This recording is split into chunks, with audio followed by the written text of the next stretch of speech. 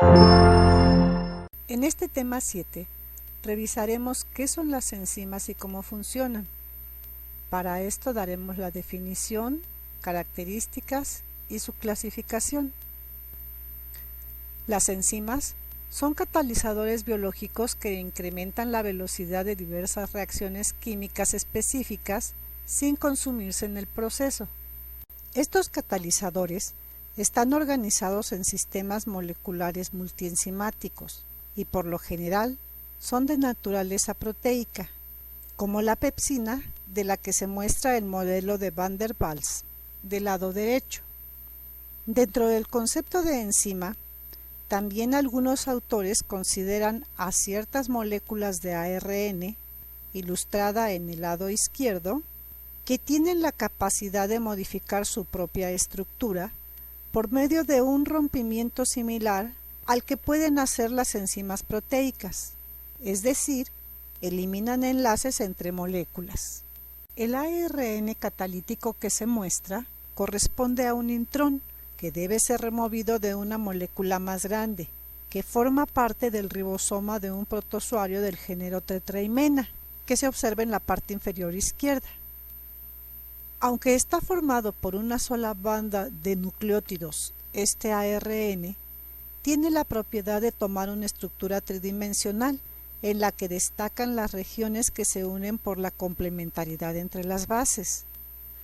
No se representa en esta imagen el resto de la molécula fuera del intrón, es decir, el exón, que estaría unido a los extremos 3' y 5' de la banda color gris, marcada con asteriscos morados en la imagen inferior derecha.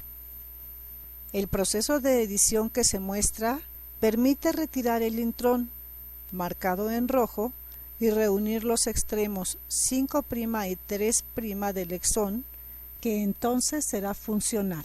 La trayectoria de una reacción entre los reactivos y los productos transcurre de manera prácticamente invariable, a través de una barrera energética, denominada barrera de activación, que debe ser superada para que se puedan efectuar el proceso de catálisis.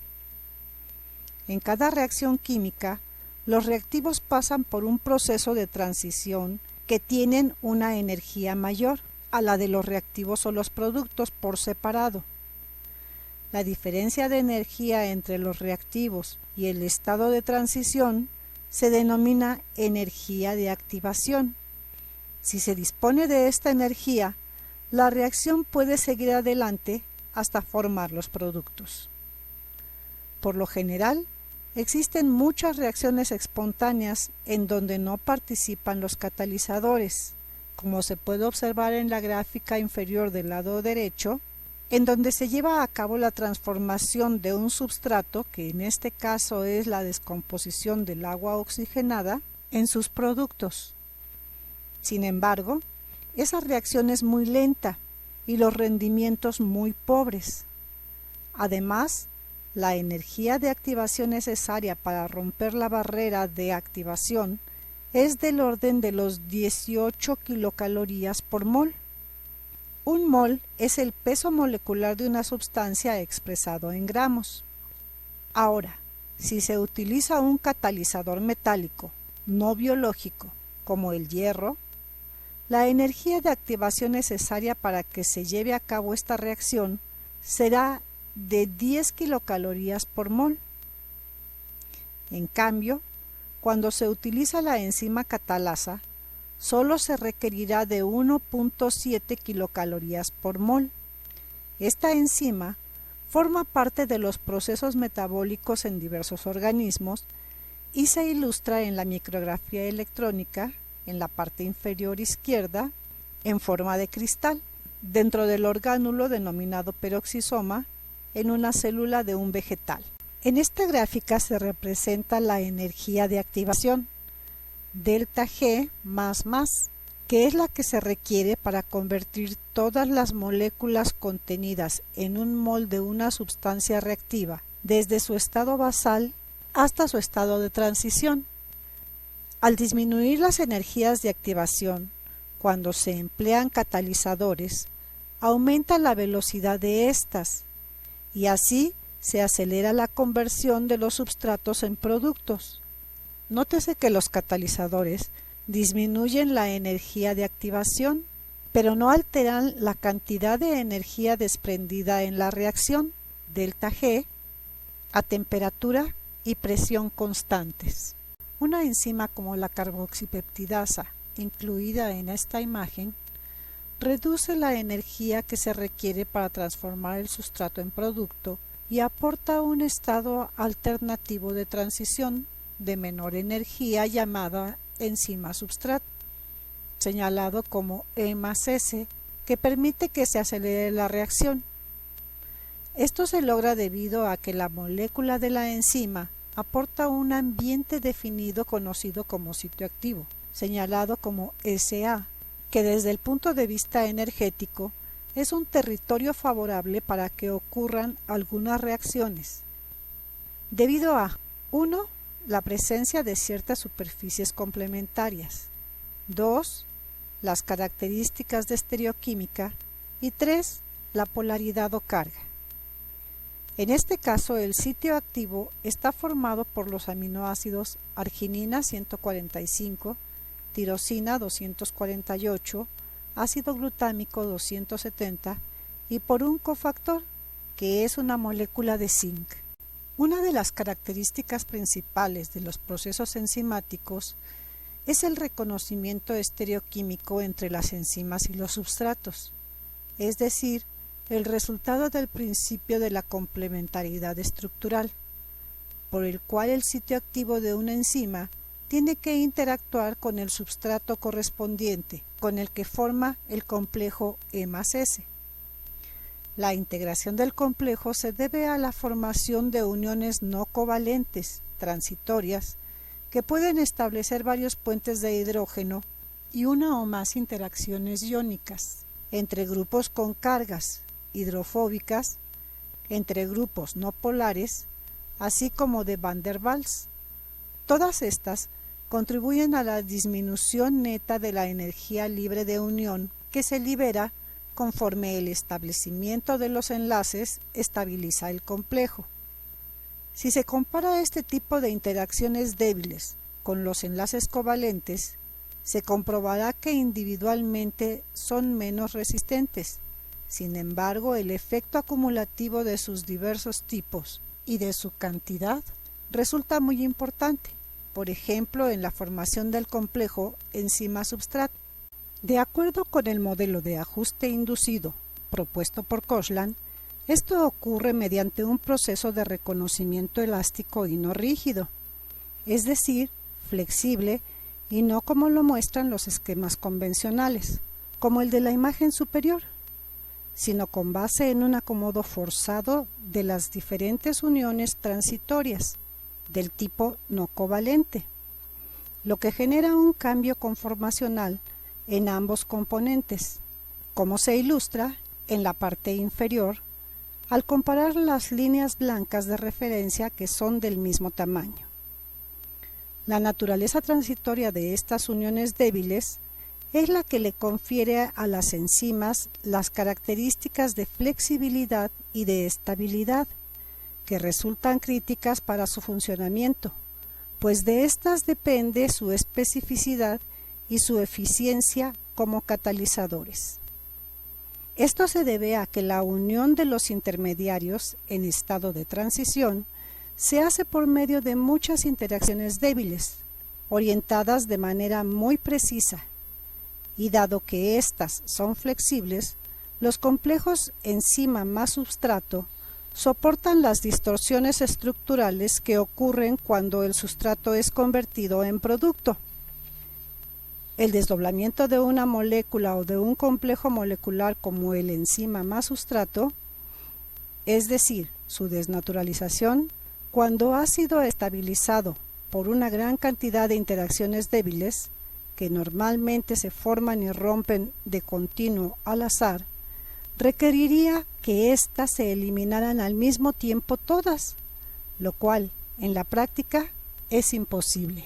Ya desde 1930, Haldane, en su libro intitulado Enzimas, sugirió que las uniones débiles participaban en la interacción entre la enzima y el substrato y podían ser usadas para distorsionar la estructura de éste y catalizar la reacción. Se ha demostrado que esta idea es crucial para el entendimiento actual de los fenómenos de la catálisis enzimática, pues ahora se sabe que la energía que se libera cuando la enzima se une de manera no covalente al substrato en el complejo E+S es la fuente principal de la energía catalítica de la enzima. Una consecuencia del gran tamaño de las moléculas enzimáticas es que tienen una superficie muy extensa, que aportan muchas oportunidades para la formación de interacciones débiles entre grupos polares sobre la superficie y de otros hidrofóbicos que se encuentran en la parte interna, lo que se refleja en la complementariedad entre las diversas moléculas interactuantes. Las uniones débiles, como las que se incluyen en esta imagen, son la base de la propiedad de especificidad de las enzimas, que les permiten combinarse únicamente con ciertos substratos. En la imagen 1 se incluyen los diversos tipos de interacciones débiles, como las iónicas, que pueden ser de atracción o repulsión. Por ejemplo, en el recuadro morado se representa la atracción entre los grupos amino y carboxilo, así como la repulsión entre dos grupos amino. Como se puede ver en el recuadro anaranjado, cada átomo tiene un radio de Van der Waals característico que representa la medida de la distancia que puede haber entre un átomo y otro. Esta se compara con las distancias de los enlaces covalentes simples, que desde luego resultan menores. En la imagen 2 se muestra un modelo de unión, semejante al que se establecería entre el substrato y la enzima. En este caso particular, se trata de una molécula de antígeno y su sitio de reconocimiento en un anticuerpo, donde se integran entre los aminoácidos que forman una especie de cavidad varias interacciones débiles. Dentro del rectángulo azul se identifica una atracción electrostática entre los átomos con carga positiva y negativa. El recuadro verde marca un puente de hidrógeno. Además, están las uniones de Van der Waals, representadas por los halos blancos, que ilustran el desplazamiento de las nubes de electrones alrededor de los núcleos atómicos. Este tipo de reacciones entre moléculas son la base del resto de los fenómenos de intercambio de información entre regiones moleculares, así como del reconocimiento entre diversas señales, como las hormonas y los neurotransmisores, con sus receptores específicos, y en este caso en particular, como la de los anticuerpos con los antígenos, etc. La actividad de algunas enzimas no requiere más grupos químicos que los residuos de los aminoácidos que los constituyen. Sin embargo, otras necesitan algún tipo de componente químico adicional llamado cofactor, que puede ser uno o varios iones inorgánicos como el hierro, Fe2+ o Fe3+, magnesio, Mg2+, manganeso, Mn2+, zinc, Zn2+, etc. Un ejemplo de estas es la triptófano sintasa, que se muestra en el inciso A. En otros casos, es necesaria una molécula orgánica o metaloorgánica compleja, a la que se denomina coenzima, como el pirofosfato de tiamina, el fosfato de piridoxal, la coenzima A, entre otros. Un ejemplo de esto es el caso de la piruvato descarboxilasa, que se muestra en el inciso B. Algunas enzimas precisan tanto de una coenzima como de uno o más iones metálicos. Cuando la coenzima, así como los iones metálicos, están unidos covalentemente o de manera muy fuerte a la proteína enzimática, se denomina grupo prostético, como en el caso de la nitrogenasa fierro-molibdeno que se muestra en el inciso C. Las coenzimas actúan como transportadores transitorios de grupos funcionales específicos y la mayoría de ellas son derivados de las vitaminas. El conjunto de la enzima activa completa con la coenzima y los cofactores se identifica como una holoenzima y a la parte proteínica de esta se le conoce como apoenzima o apoproteína. En 1904, Haldane y Young aislaron la primera coenzima orgánica y demostraron que la fermentación o glucólisis requiere la presencia simultánea tanto de una fracción coloidal termolábil, la enzima, como de una coenzima de bajo peso molecular, termoestable y difusible. En el metabolismo celular existen grupos de enzimas que trabajan en conjunto en vías secuenciales que realizan procesos metabólicos particulares, como el ciclo de Krebs o de los ácidos tricarboxílicos que se realiza en la mitocondria y que se ilustra en esta imagen. En estos sistemas, los productos de la primera reacción se convierten en los sustratos de la segunda, y así sucesivamente. Cada una actúa en el procesamiento particular de los sustratos, ya sea quitando o agregando grupos, como parte de una serie de modificaciones continuas. En este tipo de vías o rutas metabólicas en que participan varias enzimas, también conocida como multienzimática, cuando menos una, a la que se le denomina reguladora, es la que marca el paso de toda la secuencia de reacciones, debido a que cataliza la que es más lenta, es decir, la que limita la velocidad de toda la vía. Estas enzimas reguladoras tienen la propiedad de aumentar o disminuir las actividades catalíticas de una vía, en respuesta a ciertas señales ambientales, lo que permite a las células satisfacer las necesidades energéticas o de síntesis y degradación de las moléculas necesarias para el crecimiento y la reparación del organismo. Que en la mayoría de los sistemas multienzimáticos la primera enzima de la secuencia sea la reguladora resulta excelente, pues es el punto crítico de la vía, donde se determina si deberá o no activarse. En muchas ocasiones esta condición se produce cuando se acumula el producto final de la ruta, lo que significa que no está siendo utilizado como substrato en otras vías y deberá dejar de producirse. Existen dos clases de enzimas reguladoras en las vías metabólicas. A.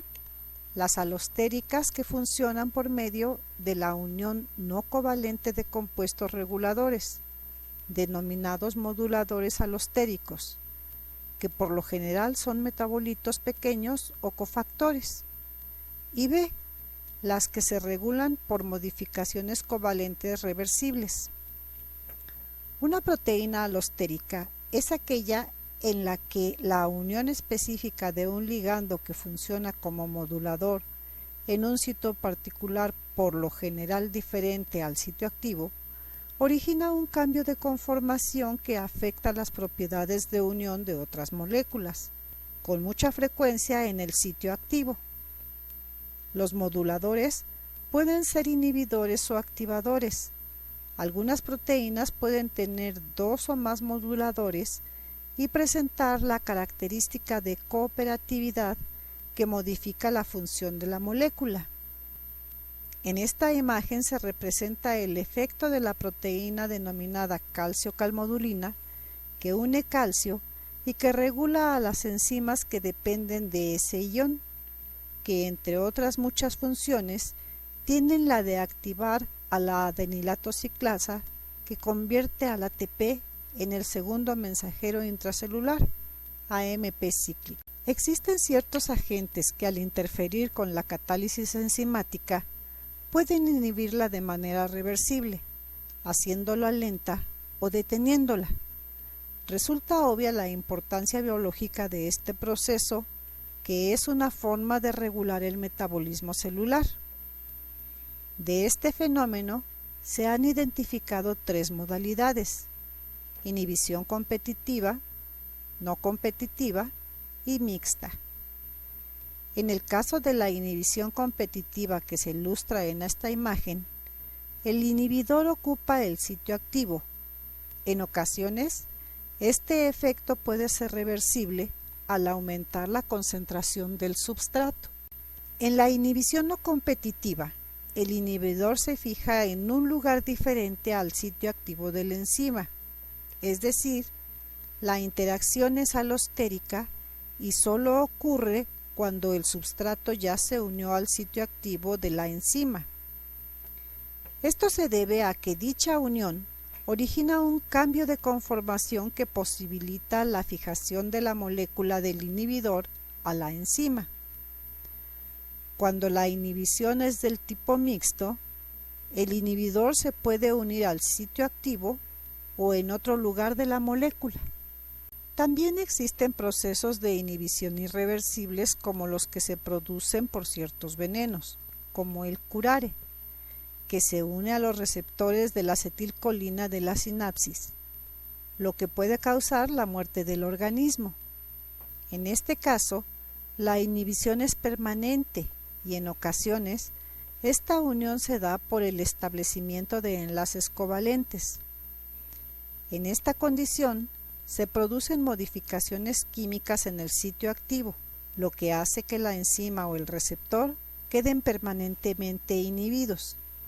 El mismo fenómeno se presenta cuando el cianuro se une, en lugar del oxígeno y el dióxido de carbono, a los grupos hemo de la hemoglobina. En esta lámina y en la siguiente, se enlistan varias enfermedades que se deben a modificaciones de ciertas enzimas o bien de proteínas no enzimáticas que alteran las vías metabólicas o las funciones en las que participan y causan trastornos que por lo general son graves. Una de ellas es la fibrosis cística, que tiene que ver con los canales de cloro. La siguiente es Leishman fosforibosiltransferasa de la hipoxantina guanina, inmunodeficiencia de aminasa de adenosina, otro tipo de inmunodeficiencia, fosforilasa de purinúcleósido, Gaucher, glucocerebrosidasa, la gota, sintasa de fosforibosilpirofosfato, raquitismo dependiente de vitamina D, hidroxilasa del 25-hidroxicolecalciferol 1, hipocolesterolemia familiar, receptor de las LDL, TAISAC, exosaminidasa A, anemia falciforme, hemoglobina que se cambia una valina por un ácido glutámico. Originalmente las denominaciones de las enzimas se formaban 1. Agregando el sufijo asa al nombre del substrato sobre el que actuaban, por ejemplo, ureasa, es decir, la que cataliza la hidrólisis de la urea. 2. Mediante la descripción de su actividad, por ejemplo, la nitrogenasa que se ilustra en esta imagen. Y 3. Agregando a su actividad el nombre del sustrato en el que lo realizaban, como en el caso de la citocromo-oxidasa. Debido a que más adelante se identificaron otras enzimas sin seguir ninguna de estas maneras, como en el caso de la tripsina que se ilustra, en cuya denominación no se alude al nombre del sustrato ni se incluye la terminación asa, se hizo necesario tomar un acuerdo internacional no solo para denominarlas, sino también para clasificarlas. El sistema de clasificación agrupa a todas las enzimas en 6 clases principales. Así, a cada enzima se le asigna un número de 4 dígitos, precedido por las siglas EC, Enzyme Classification, y un nombre formal que identifica la reacción que cataliza. Por ejemplo, el número de la fosfotransferasa ATP-glucosa es 2.7.1.1, en el cual el primer dígito 2 identifica la clase transferasa. El segundo 7, la subclase fosfotransferasa. El tercero 1 indica que es una fosfotransferasa que como aceptor tiene un grupo hidroxilo. Y el cuarto 1, que la D-glucosa es la molécula que acepta al grupo fosfato. A esta enzima también se le conoce como hexocinasa. Así, la clasificación de las enzimas es la siguiente: 1. Oxidorreductasas. 2. Transferasas. 3. Hidrolasas. 4. Liasas. 5. Isomerasas. Y 6. Ligasas. Además, también aquí se muestra la función que realizan las distintas clases de las enzimas, que para la primera es la transferencia de iones hidruro o átomos de hidrógeno. El segundo, grupos funcionales. El tercero, grupos funcionales al agua. El cuarto, adiciona grupos a enlaces dobles o forma estos por remoción de grupos. El quinto, grupos dentro de moléculas, así se producen los isómeros. El sexto, forman enlaces carbono-carbono, carbono-azufre, carbono-oxígeno y carbono-nitrógeno, por reacciones de condensación acopladas al rompimiento del ATP.